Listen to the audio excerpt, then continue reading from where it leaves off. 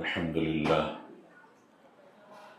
لله وكفى وسلام على عباده الذين اصطفى أما بعد أعوذ بالله من الشيطان الرجيم بسم الله الرحمن الرحيم وكفلها زكريا كلما دخل عليها زكريا المحراب وجد عندها رزقا قال يا مريم أنى لك هذا قالت هو من عند الله إن الله يرزق من يشاء بغير حساب صدق الله العظيم سبحان ربك رب العزة عما يصفون وسلام على المرسلين والحمد لله رب العالمين اللهم صل على سيدنا مولانا محمد وعلى آل سيدنا مولانا محمد وبارك وسلم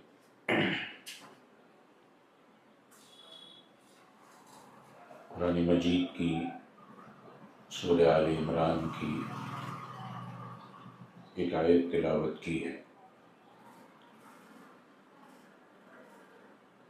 قرآن مجید کی ان آیات میں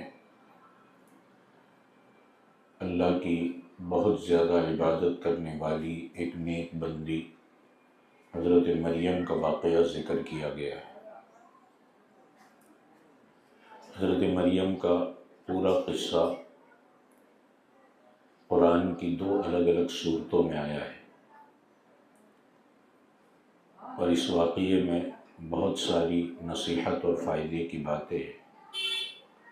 اللہ تعالیٰ ان باتوں کو سن کر ہم سب کو بھی ایسا عبادت کا ذوق عطا فرمائے۔ بنو اسرائیل ایک خاندان کا نام ہے، اور یہ کسی زمانے میں بہت نیک خاندان تھا۔ اللہ کے ہزاروں پیغمبر بنو اسرائیل میں پیدا ہوئے۔ حضرت یعقوب علیہ السلام سے لے کر حضرت عیسیٰ علیہ السلام تک جتنی بھی پیغمبر آئے تقریباً سب کے سب بنی اسرائیل میں سے تھے، اور سینکڑوں برس تک نبوت اور پیغمبری بنو اسرائیل ہی میں رہی۔ بنو اسرائیل، بنو کا معنی ہے بیٹے، اور اسرائیل حضرت یعقوب علیہ السلام کا لقب ہے۔ حضرت یعقوب علیہ السلام کی 12 اولاد کو اور ان اولاد کے خاندان کو بنو اسرائیل کہا جاتا ہے۔ اسرائیل یہ عبرانی زبان کا لفظ ہے جس کا ترجمہ ہوتا ہے اللہ کا بندہ، یعنی یہ بنو اسرائیل اللہ کے نیک بندے حضرت یعقوب علیہ السلام کی اولاد ہے۔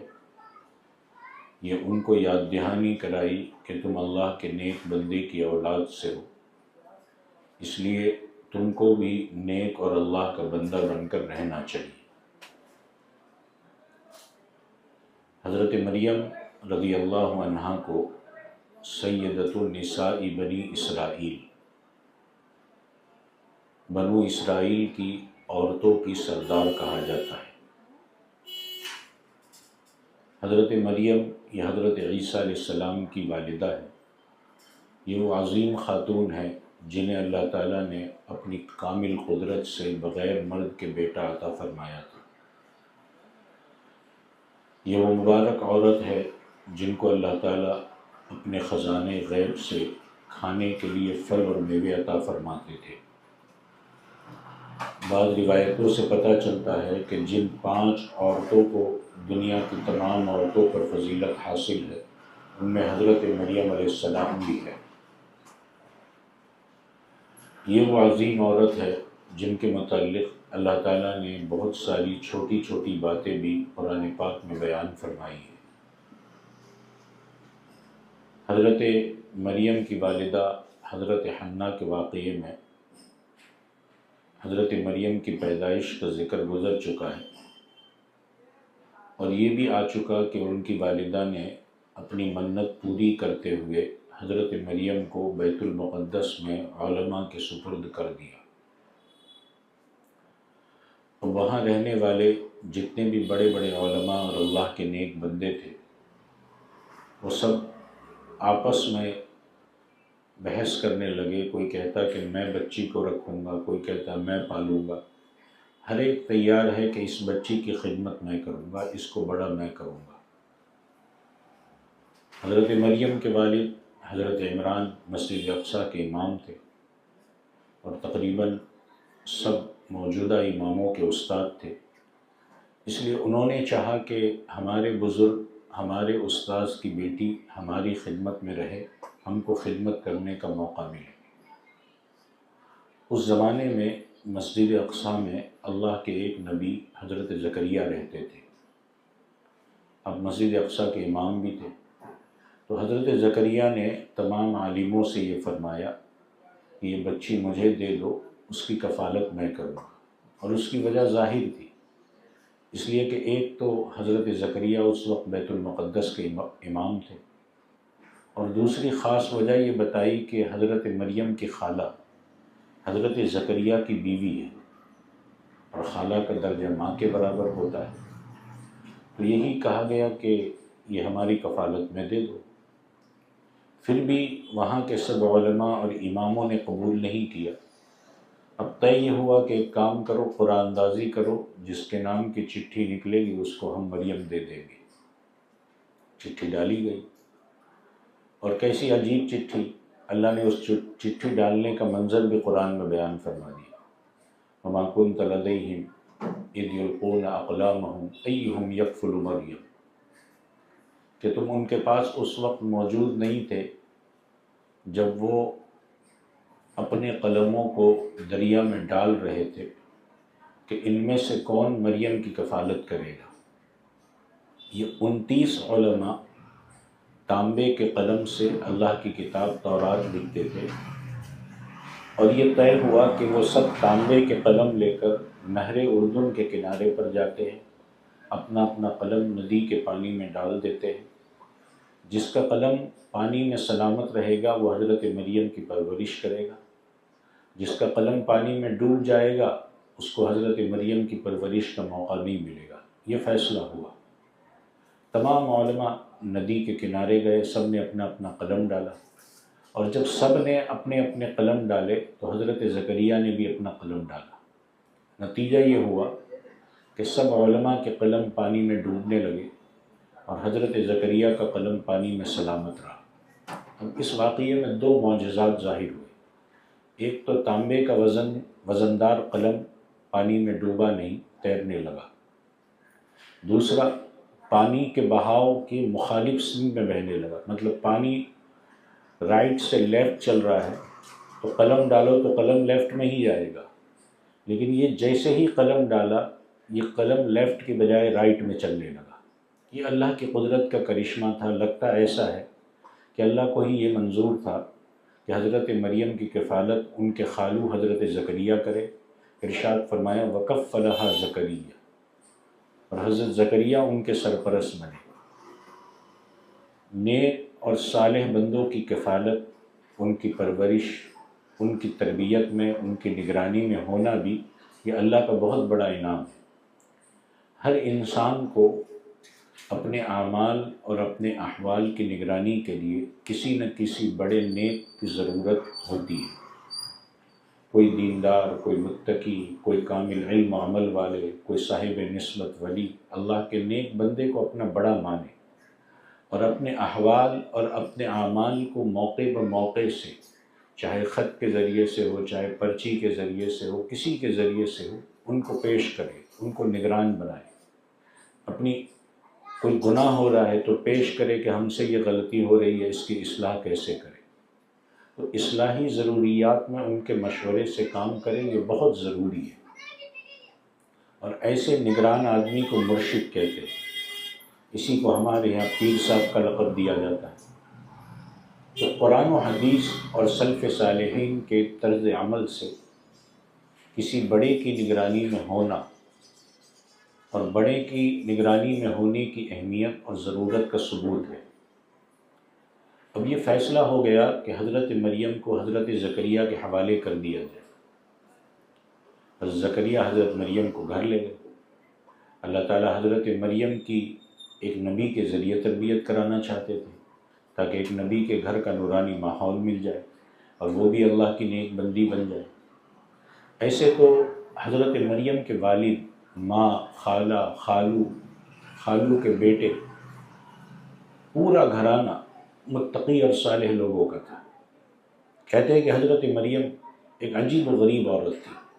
قرآن میں ہے فتقبلها ربها بقبول حسن وانبتها نباتا حسنا، کہ اس بچی کو ان کے رب نے اچھی طرح قبول کر لیا اور بہترین طریقے سے اس کو بڑھایا۔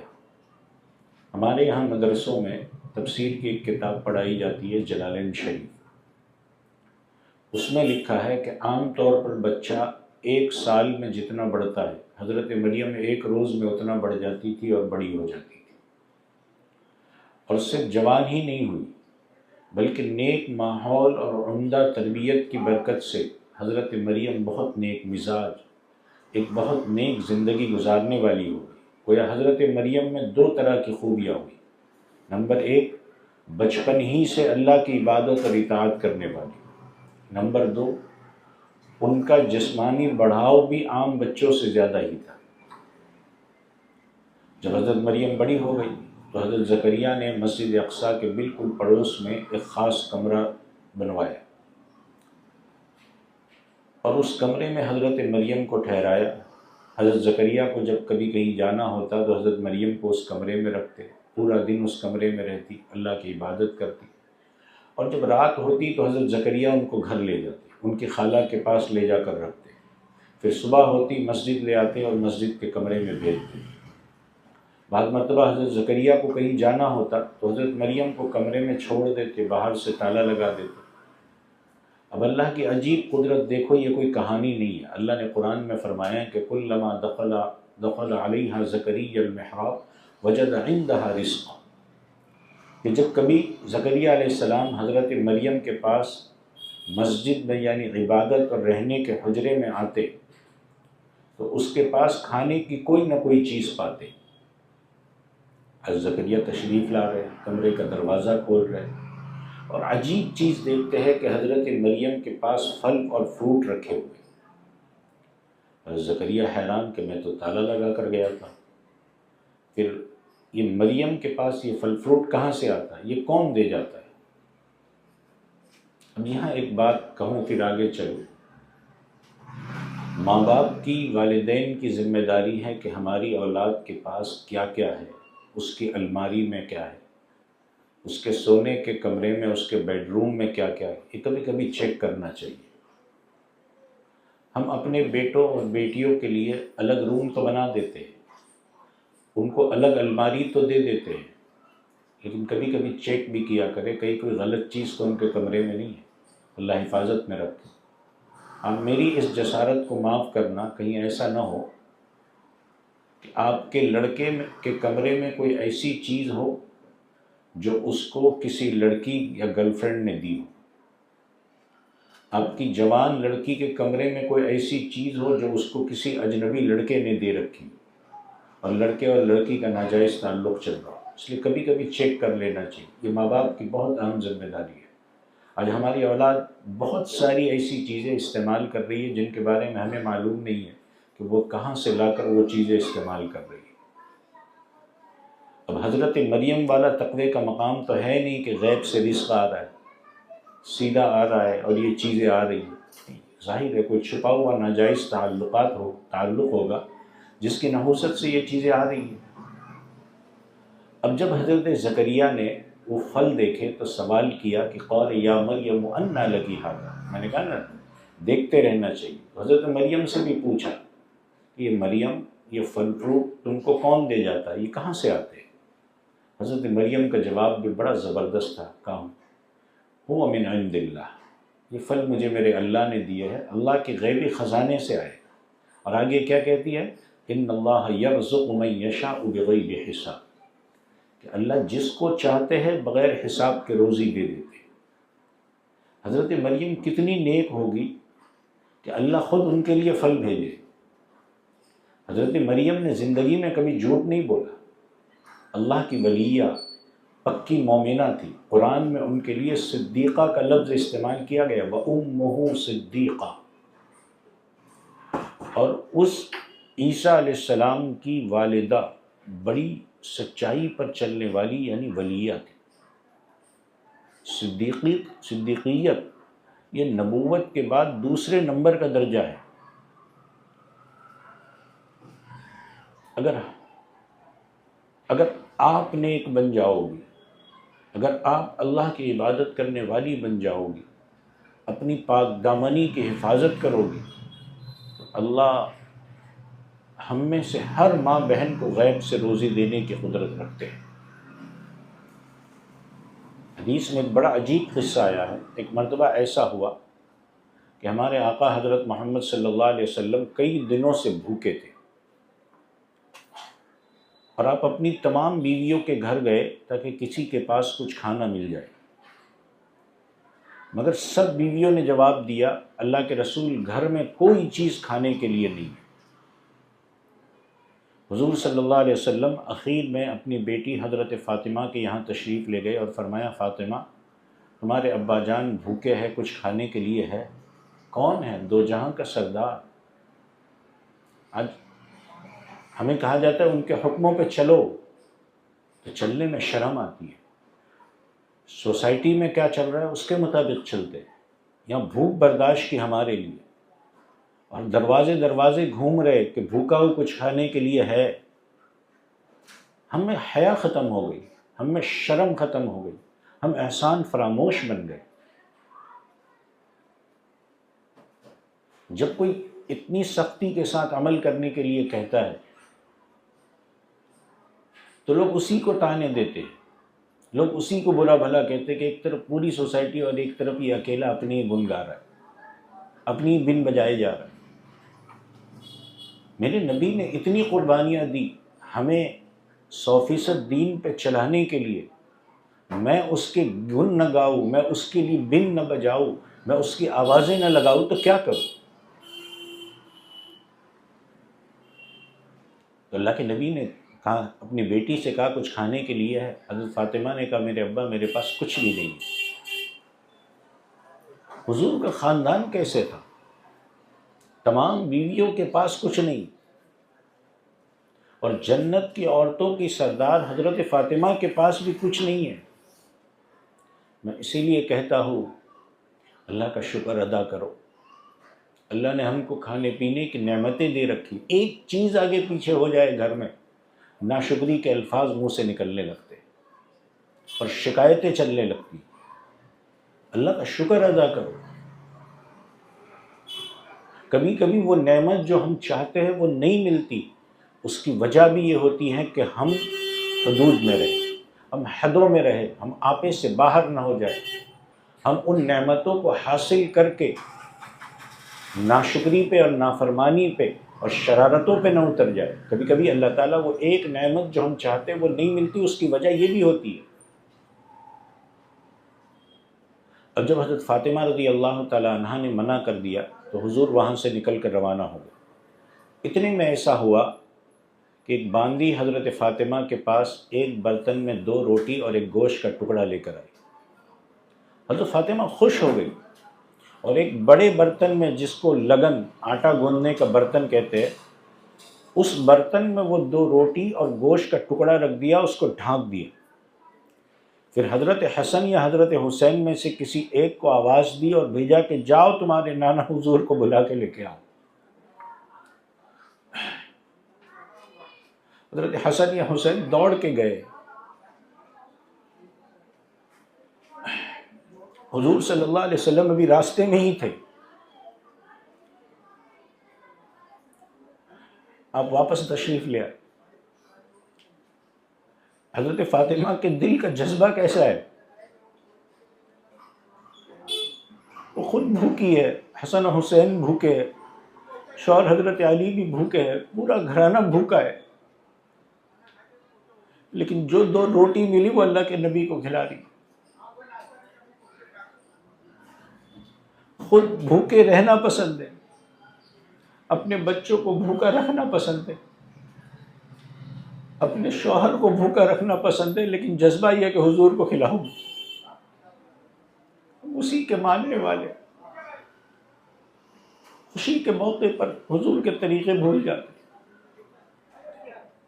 ہمارے اعمال جب حضور کو پیش ہوتے ہوں گے تو ان کو کتنی تکلیف ہوتی ہوگی۔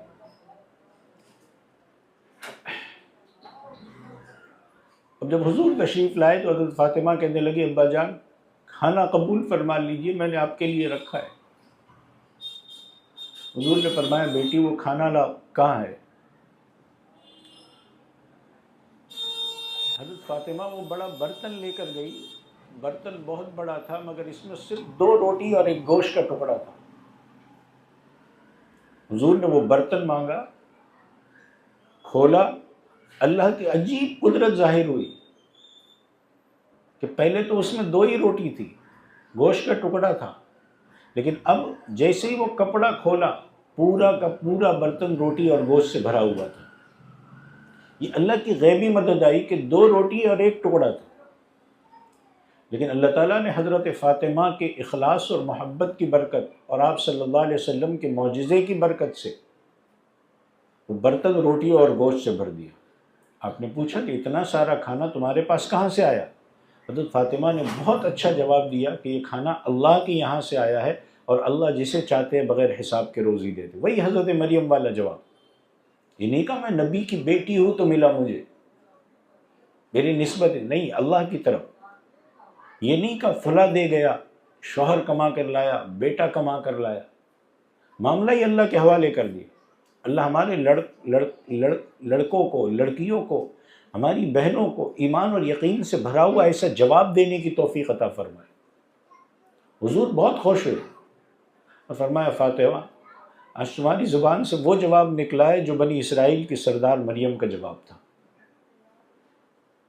امام ابن کثیر نے اپنی تفسیر میں اس واقعے کو نقل کی فرمایا۔ اس میں ایک اہم بات یہ بھی نقل فرمائی کہ جب یہ گوشت اور روٹی حضرت فاطمہ کے پاس آئی تو فوراً حضرت فاطمہ نے اللہ کا شکر ادا کیا، درود شریف پڑھا، اور جب اللہ کے نبی نے اس گوشت اور روٹی کو دیکھا تو اس پر اللہ کا شکر ادا کیا۔ معلوم ہوا کہ نعمت کے ملنے پر دل اور زبان سے اللہ کا شکر ادا کرو، الحمدللہ پڑھو۔ کوئی بھی دینی دنیاوی نعمت ملے یا کوئی خوشی کی خبر پائے، ہماری عادت اور مزاج ایسا بن جائے کہ فوراً اللہ کی تعریف اور شکر کے مبارک الفاظ زبان سے نکلے۔ بہرحال حضور نے وہ کھانا کھایا، حضرت علی کو بلایا، انہوں نے پیٹ بھر کر کھایا، حضرت حسن اور حسین نے پیٹ بھر کر کھایا، اور حضور نے پھر اپنی تمام بیویوں کو پیٹ بھر کر کھلایا۔ لیکن ایسی برکت ہوئی کہ سب کے پیٹ بھر کھانے کے باوجود اس برتن میں سے ذرہ برابر کمی نہیں ہوئی۔ حضور نے فرمایا کہ اڑوس پڑوس کے لوگوں اور محلے والوں میں تقسیم کر دو۔ حقیقت ہے کہ اگر اللہ پر یقین ہو جائے، اللہ کی نعمت پر شکر کا جذبہ آ جائے تو اللہ غیب سے ایسی روزی عطا فرماتے ہیں۔ اللہ ہم سب کو اپنی قدرت پر یقین عطا فرمائے اور حضور صلی اللہ علیہ وسلم کی کامل محبت عطا فرمائے۔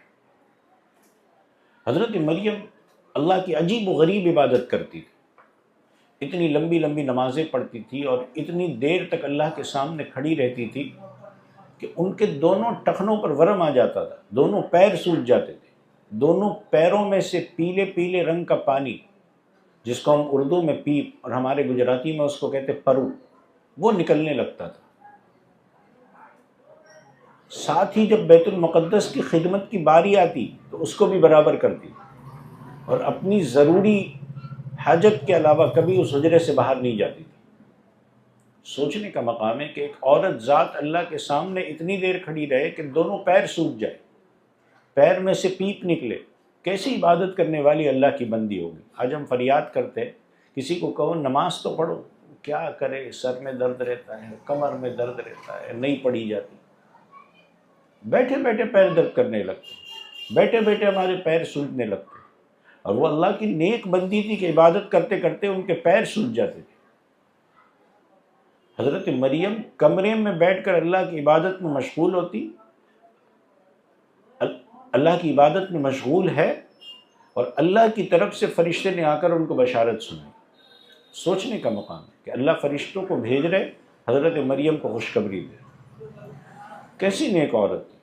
وَإِذْ قَالَتِ الْمَلَائِكَةُ يَا مَرْيَمُ إِنَّ اللَّهَ اصْطَفَاكِ وَطَهَّرَكِ وَاصْطَفَاكِ عَلَى نِسَاءِ الْعَالَمِينَ. فرشتوں نے آ کر کیا کہا؟ ان اللہ اصطفاکی، اے مریم خوش ہو جاؤ، اللہ نے تمہیں منتخب کر لیا ہے، چوز کر لیا ہے، اب اللہ کی پسندیدہ ہے، اب اللہ کی پیاری ہے. اللہ کی ان نعمتوں پر جو خاص آپ پر ہوئی غور کرو کہ شروع ہی سے اللہ نے تم کو کیسا نوازا. عورت ہونے کے باوجود مسجد کی خدمت کے لیے قبول کیا، پھل وغیرہ کے عجیب کرامات ظاہر ہوئی. کتنی خوش نصیب ہے حضرت مریم کہ دنیا میں فرشتوں کے ذریعے اللہ کہلوا لے کہ تو میری چنی ہوئی ہے. ان اللہ اصطفاکی. پھر فرمایا وطہرکی، اللہ نے تمہیں ستھرا بنایا، صاف ستھرے اخلاق والا. کیسا قدرتی نظام بنایا کہ کوئی مرد تم کو ہاتھ نہ لگائے، ظاہری باطنی صفائی عطا فرمائی. تیسرا واصطفاک علی نساء العالمین، دنیا کی تمام عورتوں پر اللہ نے تمہیں عزت کا اونچا مقام عطا فرمایا. اب اس موقع پر ایک حدیث سناتا ہوں. اس آیت میں حضرت مریم کو کہا گیا واصطفاک علی نساء العالمین، کہ دنیا کی تمام عورتوں پر اللہ نے تمہیں عزت کا اونچا مقام عطا فرمایا ہے. الگ الگ احادیث سے معلوم ہوتا ہے کہ 5 عورتیں دنیا میں ایسی گزری ہے جو تمام عورتوں پر فضیلت رکھتی ہیں. یہ جنت میں عورتوں کی سردار ہوگی. یہ 5 عورتیں جو اللہ کی برگزیدہ اور مقبول بندیاں ہیں، اس دنیا کی تمام عورتوں کی سردار ہے. نمبر 1 حضرت مریم، نمبر 2 فرعون کی بیوی حضرت آسیہ، نمبر 3 حضرت خدیجۃ الکبریٰ رضی اللہ عنہا، نمبر 4 حضرت فاطمہ الزہرا رضی اللہ تعالیٰ عنہ، اور نمبر 5 ام المؤمنین حضرت عائشہ صدیقہ رضی اللہ تعالیٰ عنہ. حدیث میں اللہ کے نبی فرماتے کہ فضل عائشہ علی النساء کفضل الثرید علی سائر الطعام. بخاری کی روایت کہ عائشہ کو تمام عورتوں پر ایسی فضیلت حاصل ہے جیسے سرید کو تمام کھانوں پر فضیلت ہے. سرید یہ ایک کھانا ہے جو حضور کو بھی بہت پسند تھا. کبھی کبھی ہم بھی سنت کی نیت سے کھا لیا کریں.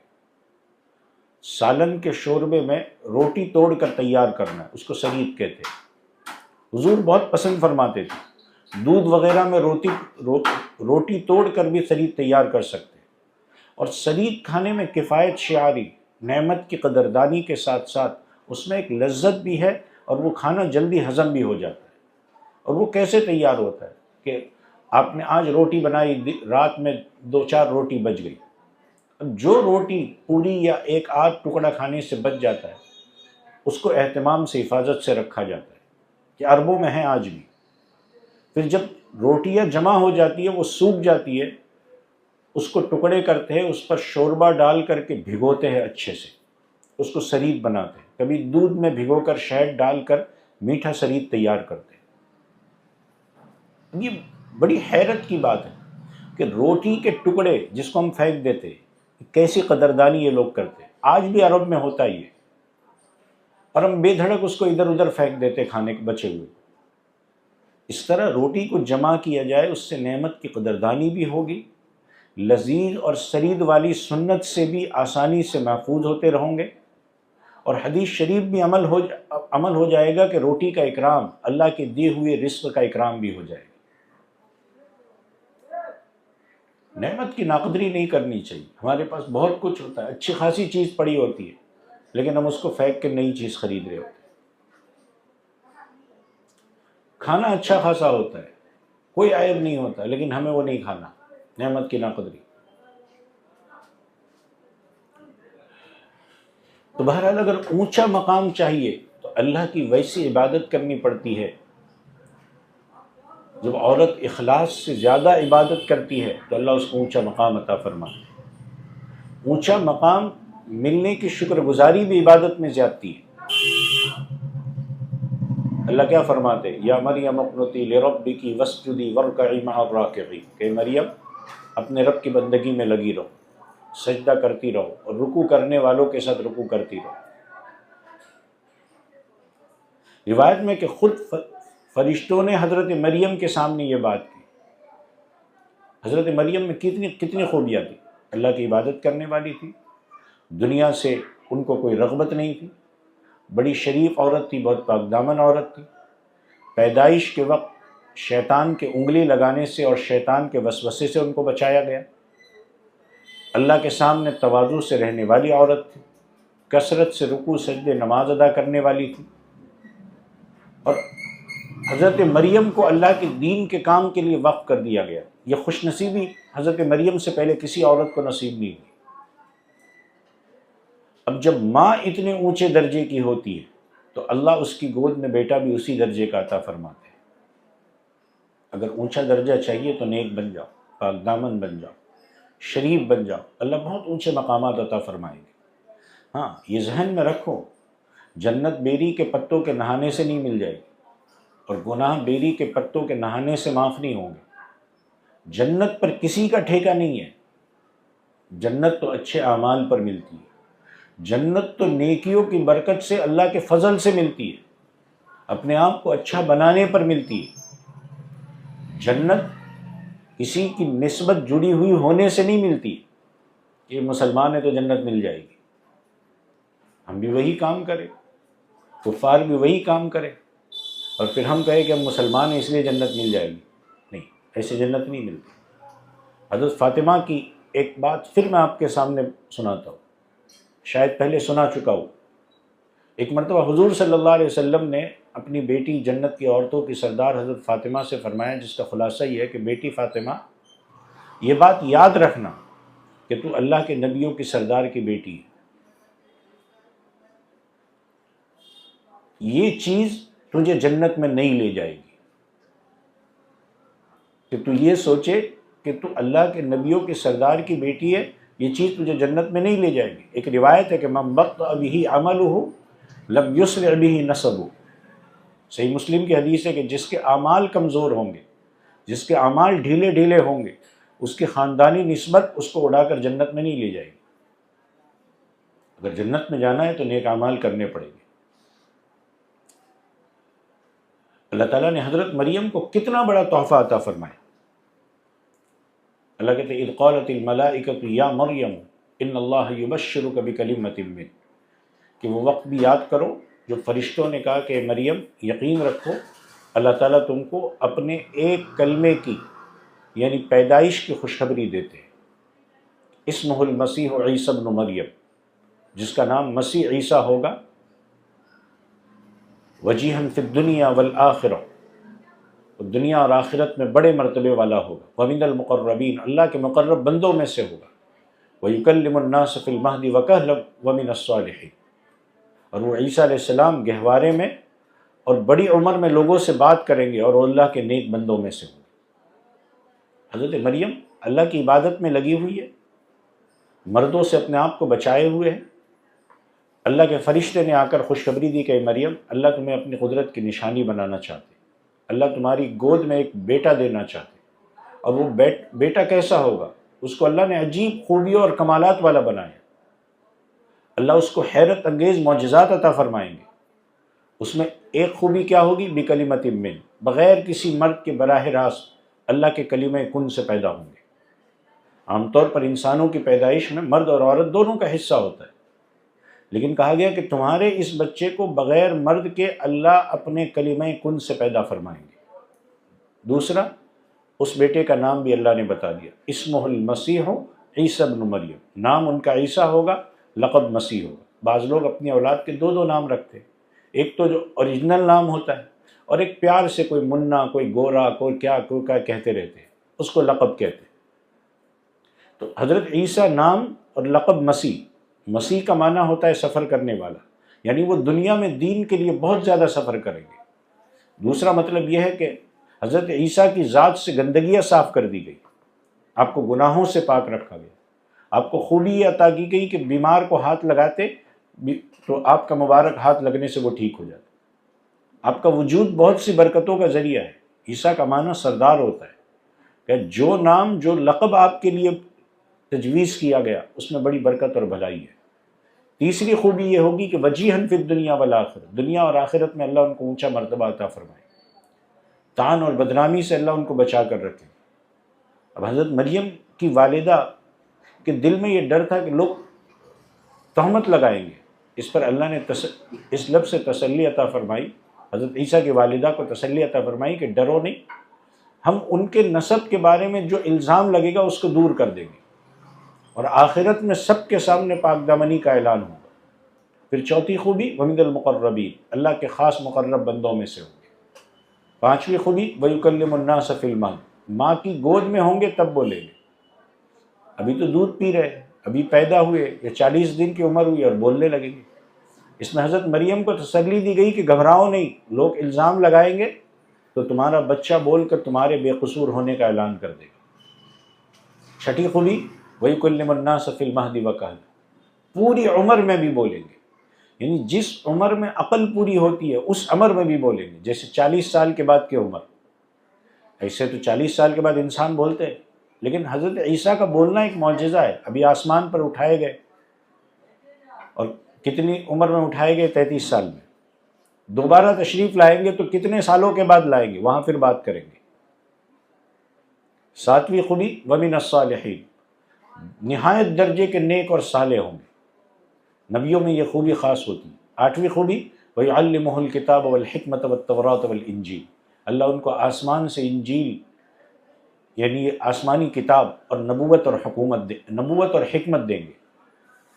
نویں خوبی انی اخلق لکم من الطین کہیئۃ الطیر فانفخ فیہ فیکون طیرا باذن اللہ، کہ ان کے ہاتھ میں اللہ ایسا معجزہ دیں گے کہ وہ مٹی سے چڑیا بنائیں گے، پھر اللہ کے مبارک نام سے پھونک ماریں گے، اس چڑیا کو زندہ کر دیں گے۔ پہلے مٹی کا بنا ہوگا، اللہ کے حکم سے پھونک ماریں گے، وہ زندہ اڑنے لگے گی۔ 10ویں خوبی یہ ہوگی کہ قیامت کے دن وہ جس کی شفاعت کریں گے وہ قبول ہو جائے گی۔ 11ویں خوبی وَأُبْرِئُ الْأَكْمَحَ وَالْأَبْرَصَ، جو بچے ماں کے پیٹ سے اندھے اور کوڑ والے ہوں گے حضرت عیسیٰ ان کو اچھا کر دیں گے۔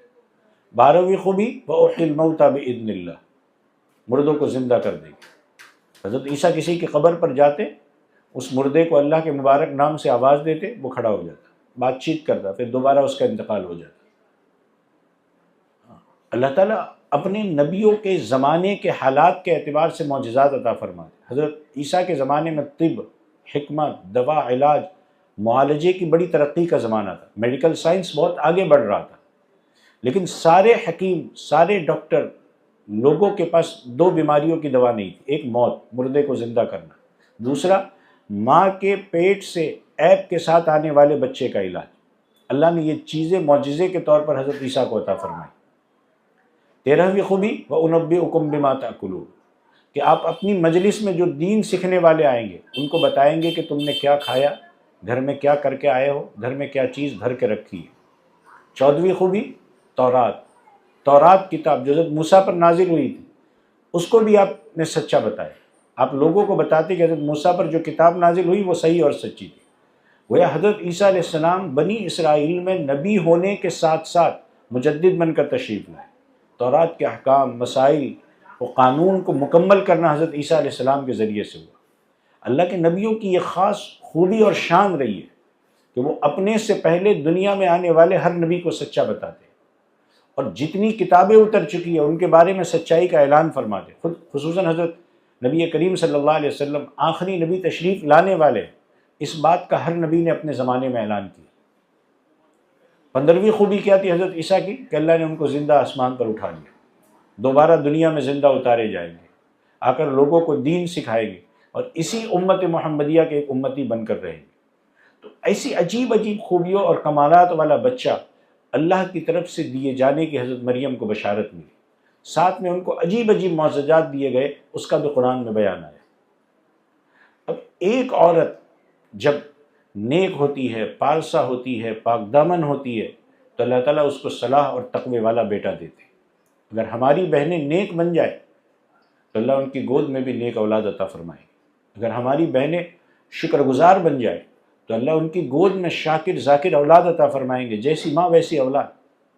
اگر ہماری ماں بہنیں نیک بن جائیں تو اللہ ان کے اولاد کو اپنے زمانے کا ولی، قطب اور ابدال بنائیں گے، عالم، مفتی، ذاکر، دین کا داعی بنائیں گے۔ ان کی اولاد اللہ کی فرمانبردار اور کامل مسلمان ہوگی، اور ایسی ہی کامل فرما برداری والی اولاد کی دعا حضرت ابراہیم نے اللہ سے مانگی تھی، ربنا وجعلنا مسلمین لک ومن ذریتنا امۃ مسلمۃ لک۔ یہ دعا یاد کر لو، ربنا وجعلنا مسلمین لک ومن ذریتنا امۃ مسلمۃ لک، کہ ہمارے رب اور آپ ہم کو اپنا پورا فرما بردار بنا دیجیے، پہلے خود کے بارے میں ہمیں فرما بردار بنا دیجیے، اور ومن ذریتنا امۃ مسلمۃ لک، اور ہماری اولاد میں سے بھی ایک ایسی جماعت یعنی ایک ایسی امت پیدا فرما دیجیے جو آپ کی پوری فرما بردار ہے۔ اور صحیح بات یہ ہے کہ بڑی اولاد عظیم ماؤں کے پیٹ سے دنیا میں آیا کرتی، اس لیے ہماری زندگی اگر اسلامی بنے گی تو ہماری اولاد بھی دیندار بنے گی۔ اب حضرت عیسیٰ کیسے پیدا ہوئے، حضرت مریم کو کیسے ولادت ہوئی، وہ عجیب واقعہ سورہ مریم میں ہے۔ انشاءاللہ تعالی آئندہ مجلس میں پورا واقعہ آپ کی خدمت میں عرض کروں گا۔ اللہ تعالی ہم کو ان باتوں کو سمجھ کر ان پر عمل کرنے کی توفیق عطا فرمائے، آمین۔ وآخر دعوانا ان الحمد للہ رب العالمین۔